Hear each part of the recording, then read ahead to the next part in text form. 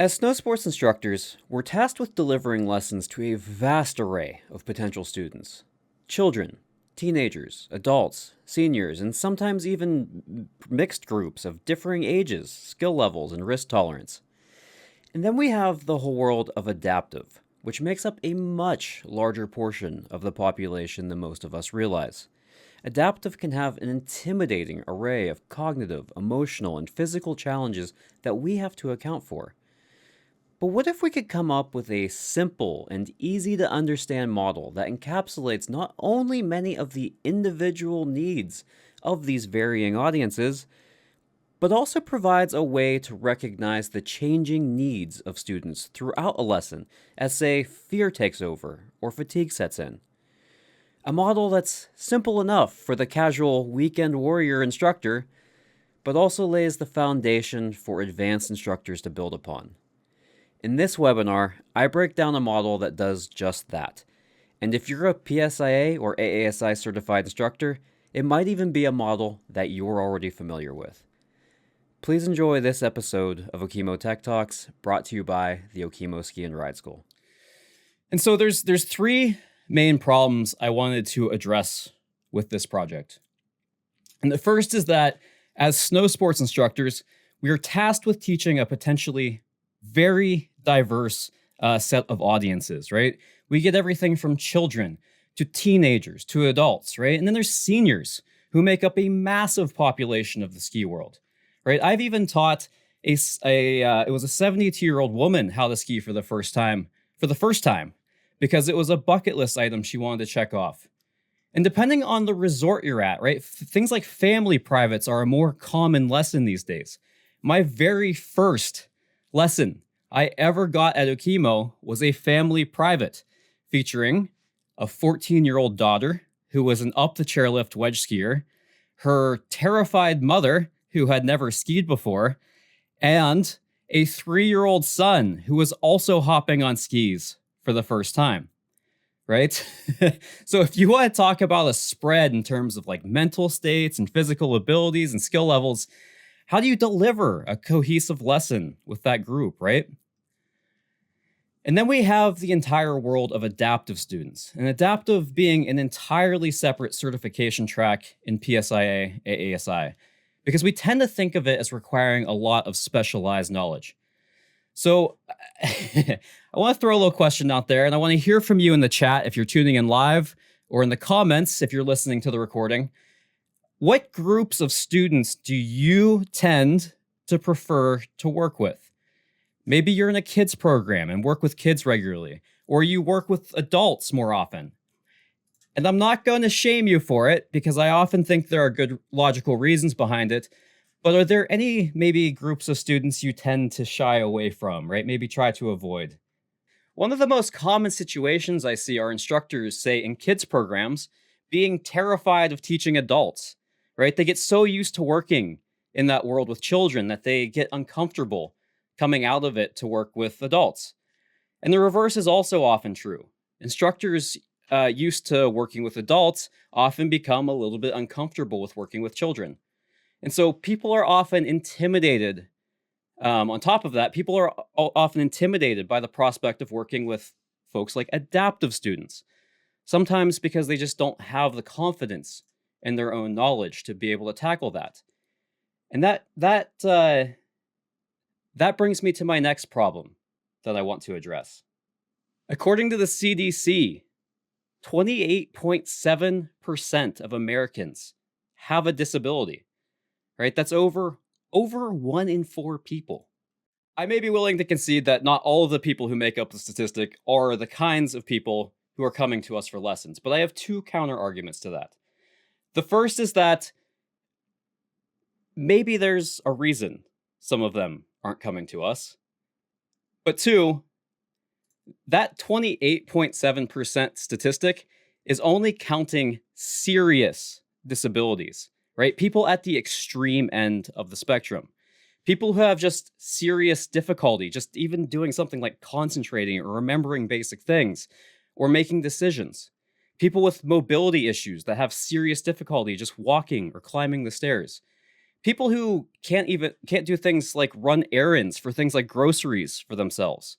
And that list goes on. I'm willing to bet this already large number doesn't include a lot of the people who do make up our client base, right? People with minor, but temporary or maybe even permanent injuries that affect them physically. People with less severe forms of things like autism. People with cerebral palsy who have mobility issues but are still fully able to ski. Or people who have undiagnosed ADHD. Right? I've worked with a very large number of even instructors who would fall under each of those categories. And to drive this point home a little bit farther, take a wild guess on what percentage of the US population is made up of children. It's 21.7%, right? 21.7% of the US population is under 18. And children make up such a large percentage of our population that we have an entire child specialist accreditation that is a mandatory part of our certification track. And yet, there are literally more people in the United States with serious disabilities, let alone if we include those impacted by less severe conditions, than there are children in the entire United States. So if you think about your average group lesson lineup, this statistic suggests you likely have a student in your group that is impacted by some kind of disability or chronic condition, maybe even multiple students. Your initial reaction to those two problems I've posed is hopefully an interest in solving them, but maybe a realization of how daunting that task may actually be. Snow sports instruction can already feel like a never-ending wormhole of information. And now I need to study the ins and outs of all of these different populations and all of the potential health issues that could impact my students. That can feel a little bit overwhelming, that idea there, right? There's lots of knowledge that goes into teaching all of these different populations at a very high level, an intimidating amount of information sometimes to most people, especially for the casual instructor who does this on weekends for fun. And to make things worse, it's not like there's just one book we can read that consolidates all of this information into one place. Some of the information is scattered across multiple books and other resources, while others, like the Senior Specialist Accreditation that many don't even realize exists, doesn't yet have national standards or resources to learn from and is only available in certain regions. And so, when I passed my adaptive certification, I realized how helpful the information I learned through that process could be to everyone, not just adaptive instructors, right? If you talk to any adaptive instructor, they'll tell you that every lesson is an adaptive lesson. And I love that quote because it's so true. And so I set off on a bit of a thought project on how I could make that information more accessible. And so I took all of my studies and I pulled in information from across all of these many resources and compiled it into a massive document in search of commonalities and patterns. And I searched for a way of breaking down the information in a way that could make it simpler and more digestible and more approachable. And what I realized is we already happen to have a tool that can encapsulate much of this information. It's a tool that many of us listening to this tech talk are already familiar with. And that's the CAT model. If you're not familiar with the CAT model, don't worry, I'll be breaking it down momentarily.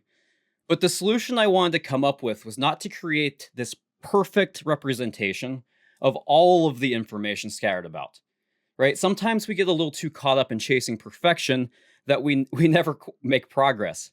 And to be clear, this is not a replacement for all of those different awesome books and resources and accreditation pathways available to us. Anytime we simplify, we're going to lose small details. It's the nature of simplification. And there are many details that this simplified model just simply can't completely encompass, right? Adaptive in particular has many pathways, some of which involving specialized equipment. And I haven't yet captured that in this model. But the visual and cognitive impairment track will be really my main focus with including adaptive. But those also happen to be the kinds of students we see the most of outside of dedicated adaptive programs. And so, What if we have a solution that gets us 80% of the way there? And maybe a solution that can make a seasoned instructor better at and more comfortable working with any group of students, whether it's adaptive, children, or adults. And what I've come up with for you tonight is hopefully that, right? It's a framework that can help any instructor make better decisions, adapt to their students' needs, and take the fear out of working with almost any group of students. But it's also designed to be approachable to even a new instructor, something that can not only lay a foundation and create a starting point for the knowledge required to work with all of these different populations, but a foundation that could be built upon, right? Filling in the gaps and building upon that foundation as the instructor gets more experience, knowledge, and they continue their studies as they develop.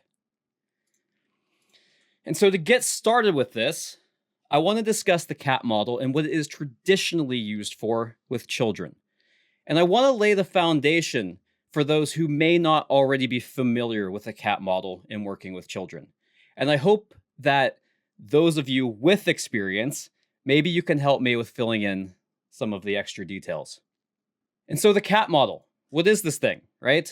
The CAP model is just a simple way of organizing all of the relevant details of, well, most of the relevant details of childhood development for snow sports instructors.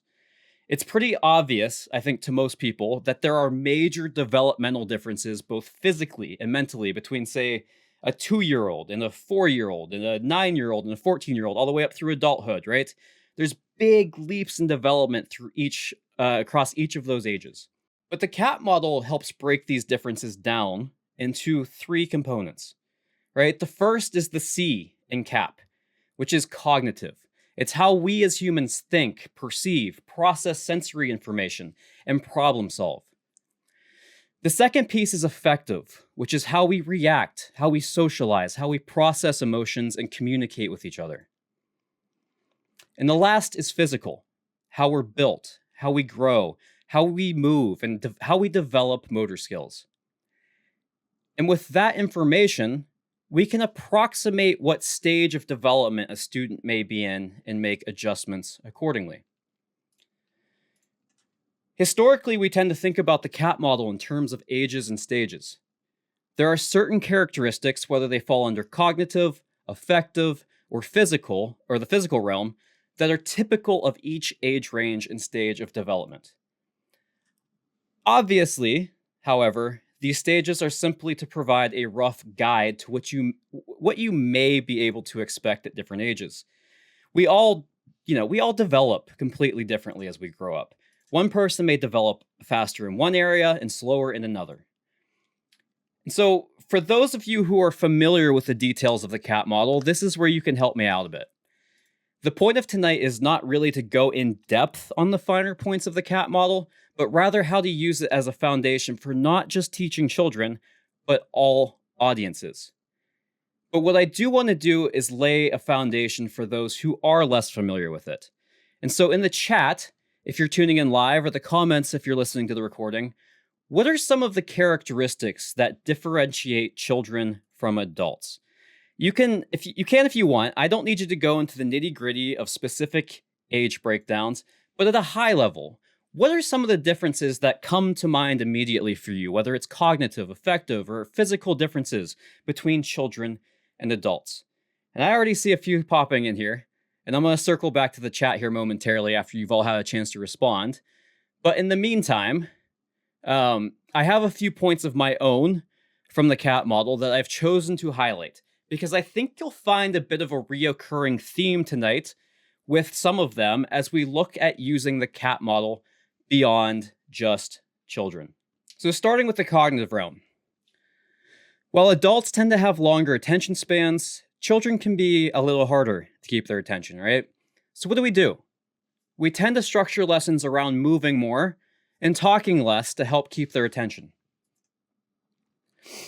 While an adult is capable of handling multiple instructions at once, like, hey, I want you to flatten the ski and then steer it, children may have difficulty remembering or chaining together more than one instructor at a time. Younger children tend to have poor distance vision and spatial awareness, So we have to give bright visible stopping points like a bright yellow snow gun or that bright yellow slow sign down at the end of the slope. And younger children may not know their things like their left from their right yet. So we may use cues like a peanut butter ski and a jelly ski, or put different colored stickers on their skis so we can tell them to flatten the pink ski or flatten the blue ski. In the affective world, or in other words, how people process emotions and socialize, children may have more difficulty controlling emotions. We've all seen children who may be quick to cry or overreact over what may seemingly be small or insignificant issues to us. We have to keep calm as instructors and make decisions that help manage emotional outbursts. Children may exhibit inappropriate fears, or, at the other end of the spectrum, an inappropriate lack of fear. Right? And it's up to us to manage the lesson and the environment to help provide reassurance when fear takes over, or, keep everyone safe when your 6-year-old student wants to go straight run a black diamond and hit terminal velocity. But younger children will often play around other children, but not necessarily with them, right? Especially at the younger end of the spectrum. And while they may enjoy the presence of other children, they may not yet have developed the social skills to enjoy cooperating or playing with them. And last, physically, right? Children, especially on the younger end of the spectrum, simply do not have the endurance that an adult is capable of having. You will not see most 3-year-olds lasting, much past the afternoon. So we pace lessons differently than we would with an older child or an athletic adult. A fun fact that some of you may or may not already know is that a 3-year-old child's head is already around 80% of the size of an adult's head, which means proportionally, their center of mass sits significantly higher than that of an adult. And that higher center of mass lends to them being a bit more top-heavy because they're built like a bobblehead and less stable, leading to a bit more of a natural tendency to adopt a wider stance with their skis to help stabilize themselves and get better balance. And last, children tend to have lower strength and rates of motor skill development. Their bodies will move as one blocky unit sometimes, and they're often not as capable of things like legs turning separate from the upper body.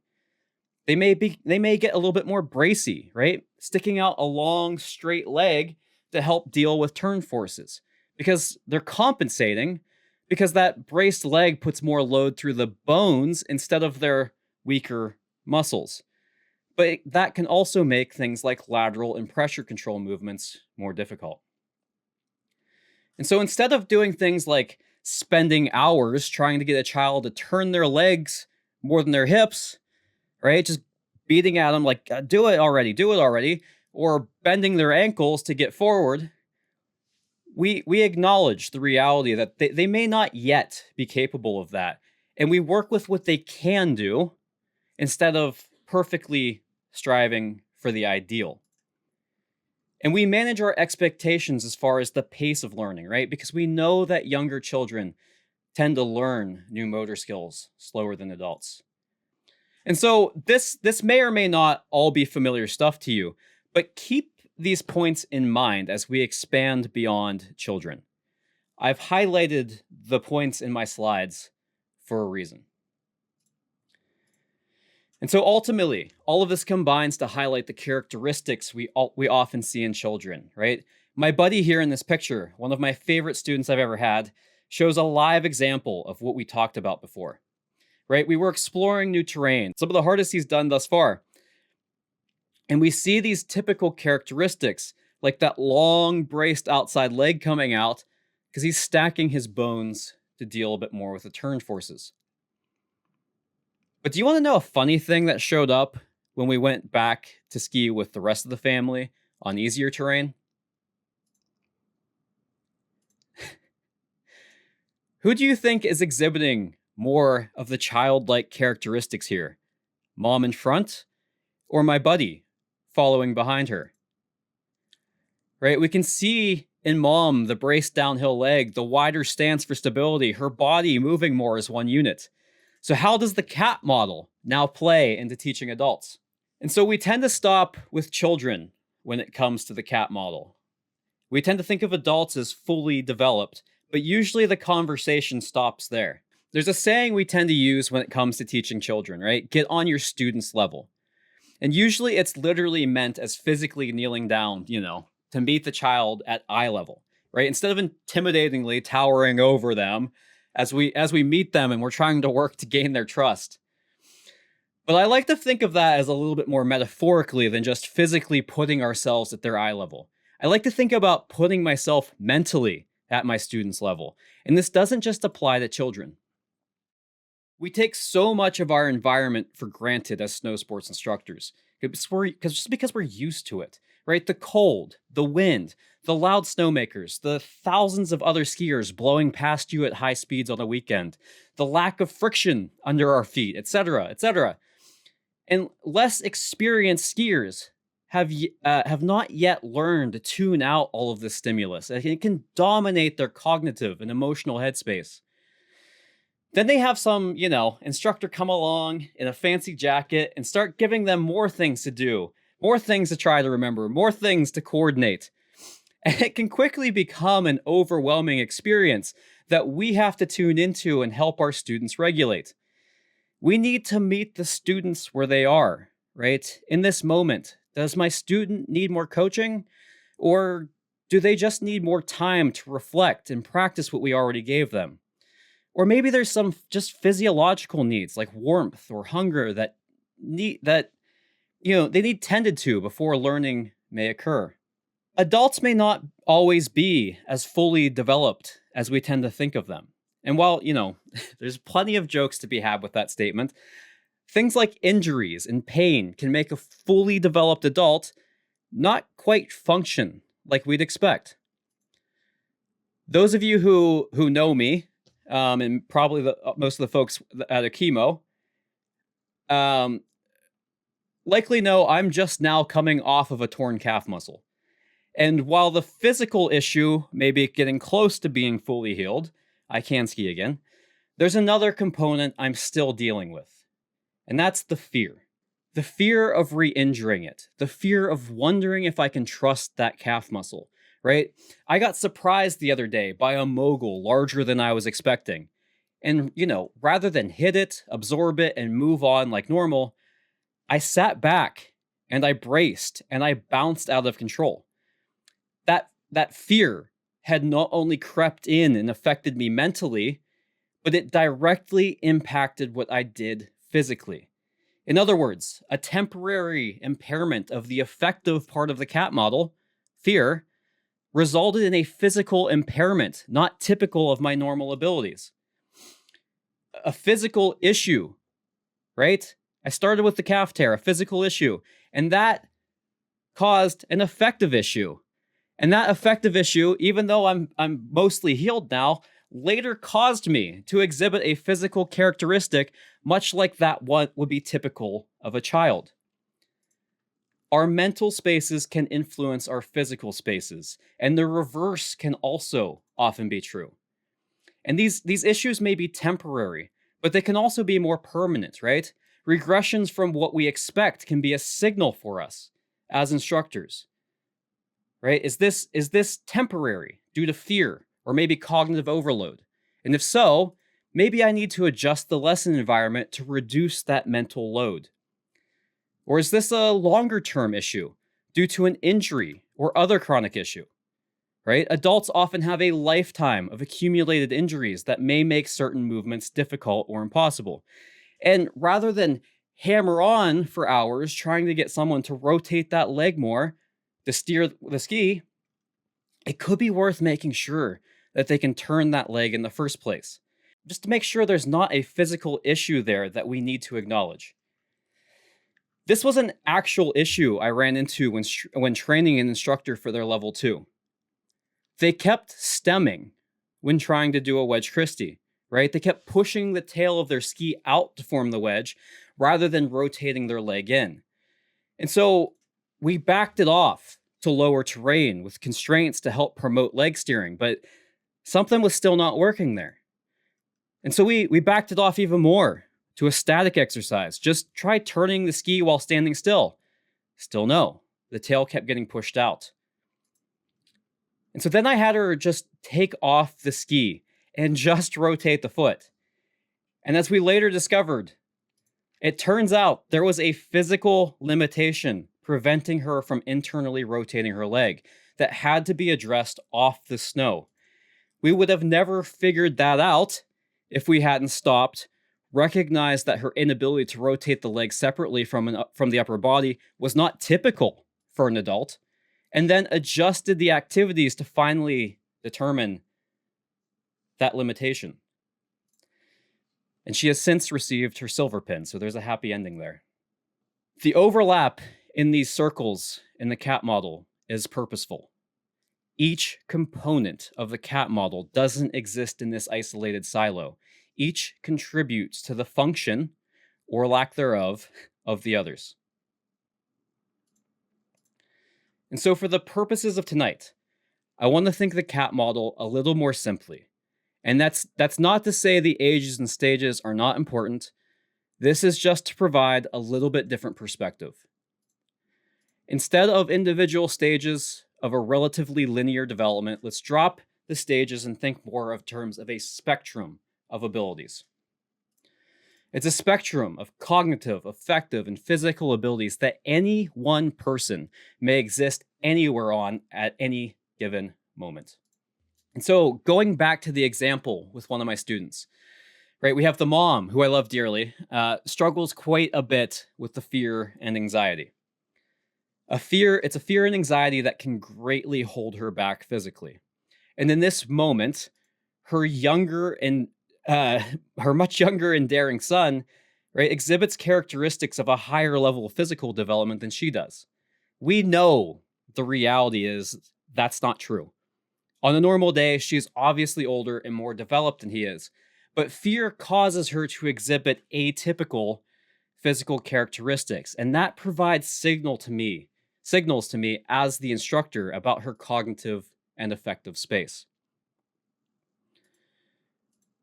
And we have another example here featuring my wonderful girlfriend, Audrey. I'm going to share a video here. The left is from a few years ago. We were in Breckenridge, Colorado, and the right is from Big Sky, Montana, a couple of Aprils ago. Pay attention to some of the physical cues we've discussed. Right? On the left, we see that long, braced leg and blocky movements. But on the right, we see more supple leg movements, more flow, and just a more general projection of confidence. While there was an obvious progression in skill between these videos, we can kind of create useful takeaways using the CAT model. She's clearly physically capable of adult-like movement patterns as seen on the right here. But which version of Audrey do you think has a headspace more conductive to learning in these individual moments, right? Which one do you think is currently experiencing more cognitive load, more affective load, based on what we can see from their physical characteristics? And how do you think you would approach coaching differently in each of these scenarios?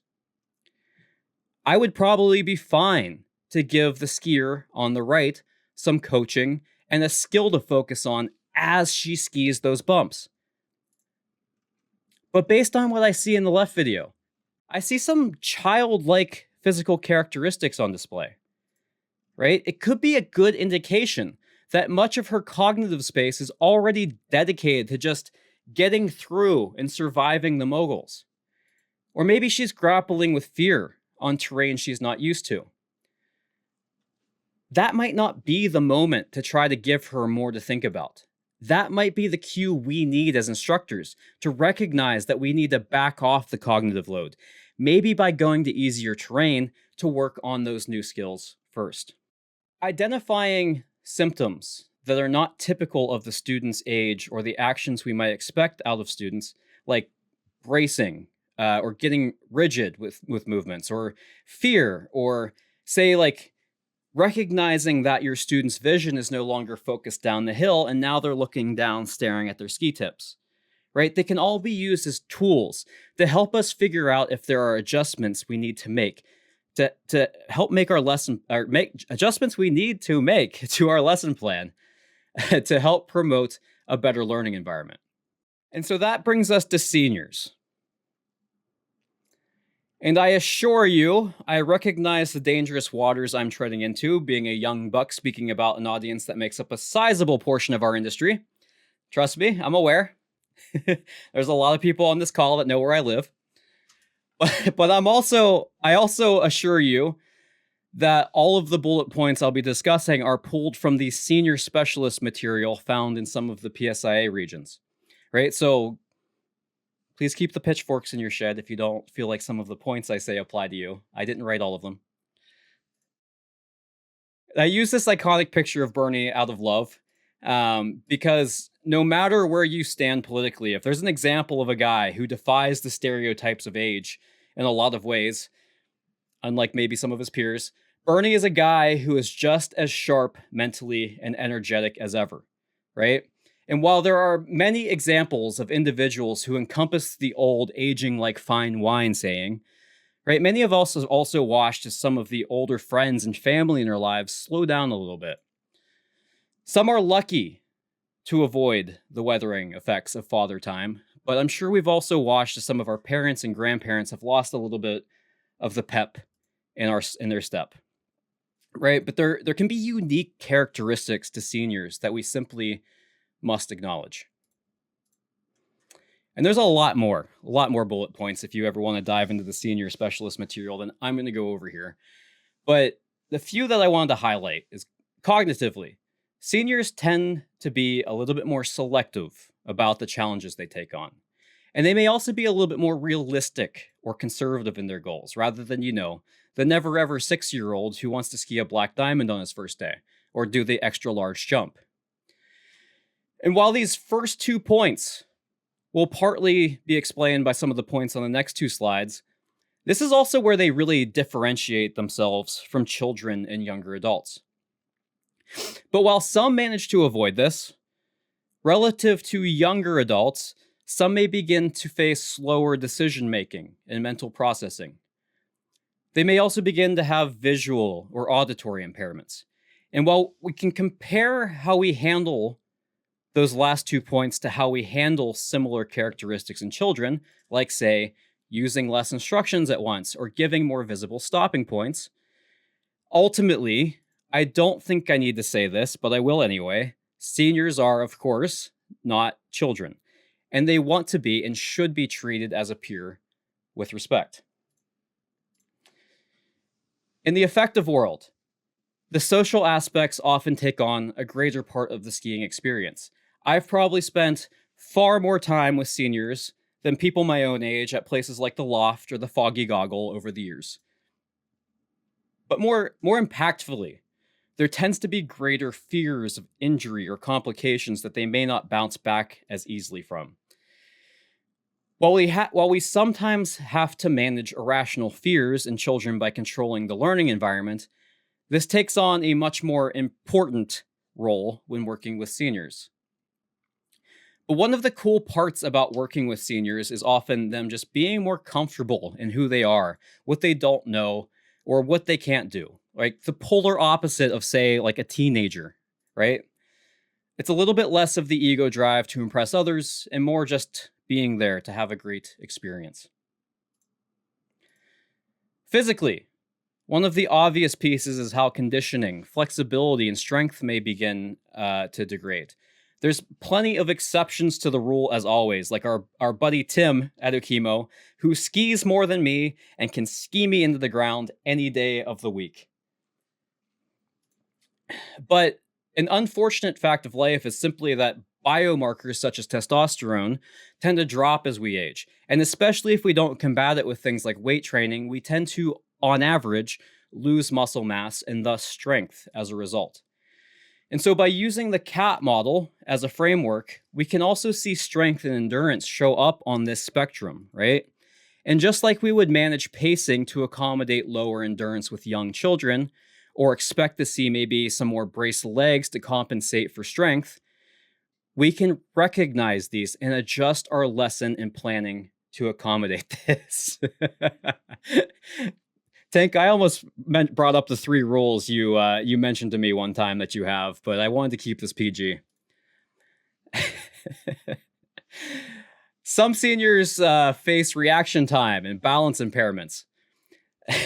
This is why we tend to see some adopt a wider stance, right? Often like we see in big-headed, top-heavy children to regain stability. And the reasoning for this wider stance is different from children, but the outcome of the wider stance and how we manage our expectations is the same. And even more so than most, you're talking about a long lifetime of potential injury accumulation. And so again, while I'm not here to compare seniors to children, we can find commonalities in some of the characteristics they may display on those spectrums and use that as a tool to make adjustments to our lesson plan. So what about those family lessons or maybe groups of mixed skill or mixed risk tolerance? Let's look back on that first lesson I mentioned earlier that I had at Okemo. That we had a 14-year-old chairlift riding green. We had a 40-year-old terrified mom who was the first day on skis, and her 3-year-old never ever child, right? The 3-year-old is a pretty safe assumption on where they are on their development track, right? So there's orange arrows. And this is the student we're going to expect to have the least in terms of capabilities in the CAT model. But then we have mom, right? Who, while normally we would expect to be the most developed, has self-admitted at lineups that she's already experiencing fear, right? So we're going to slide her down the scale a bit. And then there's the 14-year-old, right? While not fully to the adult stage, she's not only getting close, but we're talking about someone who's been in this environment before, right? She has comfort and experience skiing. Fear is not an issue for her. And since mom's priority is to have fun together as a family, the terrain we'll be on together is well within her grasp.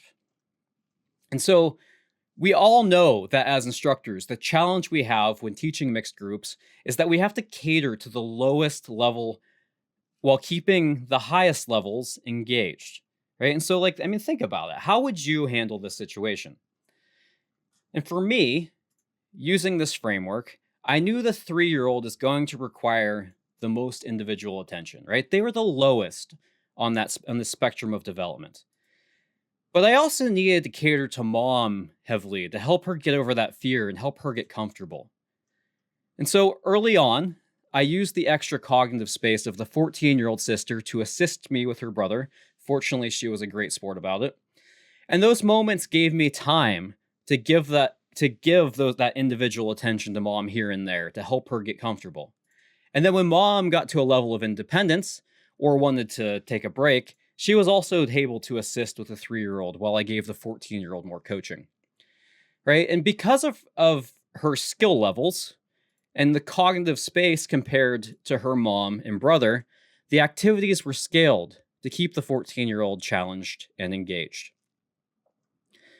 Many of us would see this as a less than ideal situation for learning, but with mom prioritizing family time over learning, approaching this lesson through this framework allowed me to make the most of the cards I was dealt. But what about the non-family lesson groups, like the ones we often teach? And I'm not going to go into great detail tonight for the sake of time, but I would encourage you to check out the last tech talk I did, which is completely focused on this subject. But this same framework of using these cues from the CAT model to determine where each of your students are can be applied to any lesson. And we can use it as a tool to shape our behavior as instructors in those situations. Right? Do I have a student struggling compared to the rest of the group, maybe exhibiting more childlike characteristics than I might expect? Maybe I need to bring the group down to lower terrain so the struggling student has a chance to learn. But then I can give the other students a harder version of the task to keep them engaged despite the lesser terrain. Examples like that, right? There's lots of application to this to help adapt to each individual student. And now we get to the piece I'm most excited about, the piece that kicked off this project in the first place, and that's adaptive. The cool thing about this approach, as you may have guessed by now, is that we often look through the lens of the CAT model for guidance when it comes to many of the, or we can look through the lens of the CAT model for guidance when it comes to many of the common adaptive situations we're faced with. We have so many adaptive students come through ski schools that we don't even know about. And while I would encourage everyone to look into the specifics of various adaptive conditions and situations, we can use the CAT model lens to identify behavior characteristics and make the same adjustments just like we would with any other student. To start, how about one many of us are familiar with in ADHD? Right? Think about it. What parts of the CAT model do you think ADHD affects?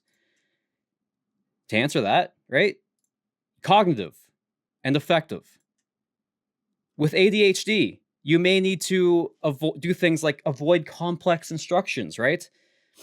They may have a short attention span, so we need to keep them moving. They may have difficulty controlling emotions.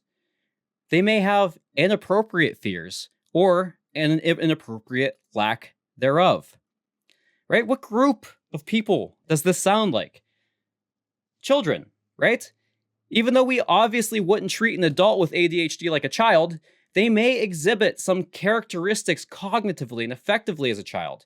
And likewise, some of the adjustments we make may also be similar to that of children. Autism spectrum disorder is another one many of us have become more familiar with over the years. What parts of the CAT model do you think autism may affect? Cognitively, we may need to avoid complex instructions sometimes. They may have a shorter attention span. And effectively, they may have difficulty controlling their emotions, right? Some people on the spectrum require things like a strict routine or planning ahead, and deviations may cause emotional outbursts. Some may display an inappropriate fear, or again, an inappropriate lack thereof. And they may also prefer to play alone beyond an age we'd typically expect them to expect them to, or in general, just be more reserved socially. Dyslexia is a cognitive impairment, right? You may need to avoid a complex series of instructions. They may have difficulty doing things like telling their left from their right. We're picking up on a bit of a theme here, right? There's a reason why I highlighted some of these points earlier. Cerebral palsy. It may involve potential vision, hearing, or intellectual impairments. And those with CP may tire more easily or lack the typical mobility or motor skills of someone their age. And the last one I'll highlight is Down syndrome. Genuinely, one of the best lessons I have ever had was with a student who had Down syndrome. But there can be this intimidation factor as an instructor, right? Dealing with situations we're unfamiliar with. But as with the theme of tonight, I don't believe the barrier of knowledge is as high as we tend to think it is. In students with Down syndrome, we may expect cognitive delays, which may be mild to severe. And likewise, right, intellectual disabilities that may be mild to severe. Interestingly, right, they also have some physical issues, such as loose joints and reduced muscle tone, which can result in them tiring more easily, having not enough or even hypermobility, and may have impacts to their motor skills.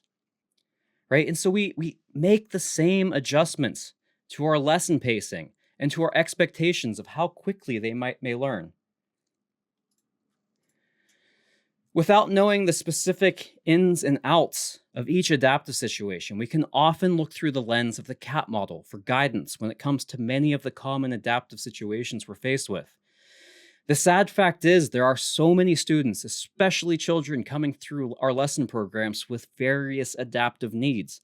And for a multitude of varying reasons, parents may deny those facts or not bring those needs to our attention. So we're left as instructors to figure out these needs on our own. There are so many more details we can dig into beyond what I've presented today. However, just being able to recognize what the typical development patterns are in humans through the cat model.